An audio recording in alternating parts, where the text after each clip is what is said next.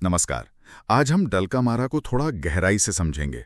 ये एक होम्योपैथिक उपचार है और हम इसके शारीरिक लक्षणों से ज्यादा इसके मानसिक और भावनात्मक पहलुओं पर ध्यान देंगे। हाँ बिल्कुल।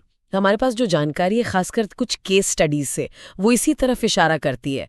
2 महिला रोगियों के अनुभव तो काफी कुछ बताते हैं। अच्छा, तो इनसे इस रेमेडी से जुड़े व्यक्तित्व की मतलब एक पर्सनैलिटी की तस्वीर उभरती है। हाँ, एक काफी मजबूत कह सकते हैं खास तरह की छवि सामने आती है। चलिए तो फिर इसी को समझते हैं। स्रोत बताते हैं कि डल्कामारा वाले लोगों में ना गजब की इच्छा शक्ति होती है, थोड़े दबंग और अपने करीबी लोगों पर अधिकार जताने वाले। हाँ बिल्कुल, अपनी बात पर अड़े रहने वाले। और दिलचस्प ये है कि वो अपने आसपास ना एक दायरा सा बना लेते हैं, परिवार, दोस्त, या तक कि पड़ोसी भी। अच्छा, एक प्रभाव क्षेत्र जैसा। हाँ बिल्कुल। और इस दायरे में वो अपनी सोच, अपनी मर्जी दूसरों पर चलाना चाहते हैं, उनको कंट्रोल करना चाहते हैं। वे एक तरह से उनकी जिंदगी जीने लगते हैं। हाँ, कुछ वैसा ही। हाँ, ऐसा लगता है मानो वो दूसरों की जिंदगी अपने हिसाब से चलाना चाहते हो, और ये अनजाने में ही होता जाता है अक्सर। और फिर जब लोग मतलब उनकी उम्मीदों पर खरे नहीं उतरते या उनकी सलाह नहीं मानते, तब उन्हें बहुत बुरा लगता है, गहरी चोट पहुंचती है। उन्हें लगता है जैसे उनकी कोई कदर ही नहीं है कि भाई हमने इतना सोचा, इतना कहा और सुना ही नहीं। हाँ, ये कद्र ना होने वाली बात, ये एहसास काफी गहरा होता होगा। अच्छा, और ये तो हुआ उनके अपने दायरे की बात। इसके बाहर कैसे होते हैं ये लोग? बाहर वो ज्यादा सतर्क हो जाते हैं, शक्की मिजाज के और थोड़े रक्षात्मक भी। आसानी से किसी पर भरोसा नहीं करते, जल्दी खुलते नहीं है।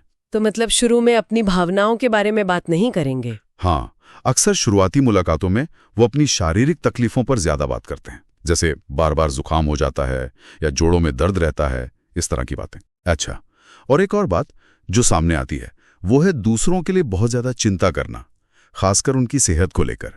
ये कुछ ज्यादा ही तीव्र होती है। हाँ, बहुत ज्यादा। और ये चिंता अक्सर जरूरत से ज्यादा होती है, मतलब राई का पहाड़ बनाने वाली। और ये चिंता भी कहीं ना कहीं उनके उसी अधिकार जताने वाले स्वभाव से जुड़ी है। अच्छा, नियंत्रण रखने की इच्छा से। बिल्कुल, वो चाहते हैं कि लोग उनकी सुने, उनकी सलाह माने, ताकि सब ठीक रहे उनके हिसाब से।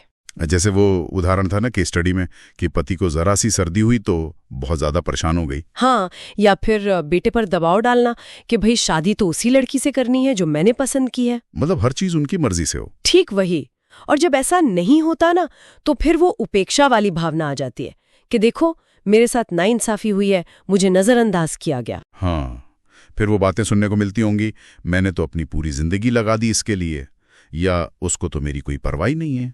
और ये एहसास उन्हें बहुत दुख और निराशा में धकेल सकता है। इतना ज्यादा कि मतलब हाँ, कुछ मामलों में तो यहाँ तक कि जीने की इच्छा भी कम होने लगती है।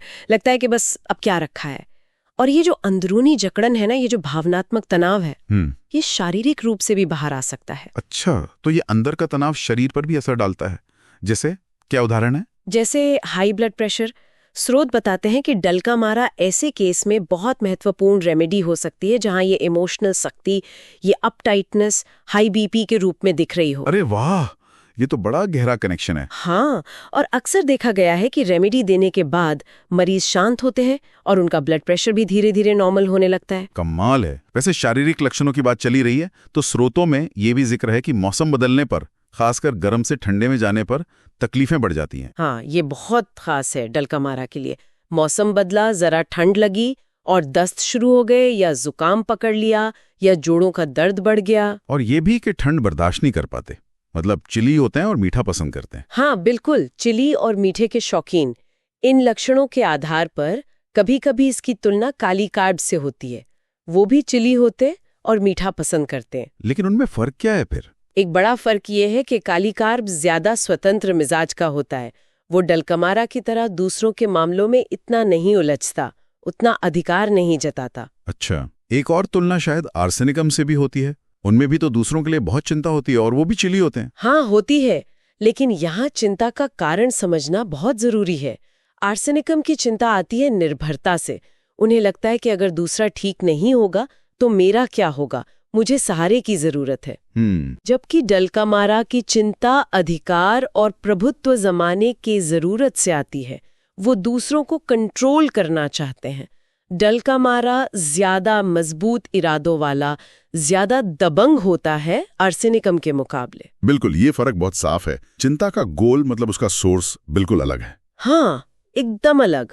तो अगर हम सार देखें तो डल का मारा की तस्वीर एक ऐसे इंसान की है जो बाहर से मजबूत, नियंत्रक, अपनी बात मनवाने वाला दिखता है, पर अंदर से गहरी चिंता, उपेक्षा के एहसास और दूसरों पर हावी होने की एक तीव्र इच्छा से जूझ रहा होता है। बिल्कुल।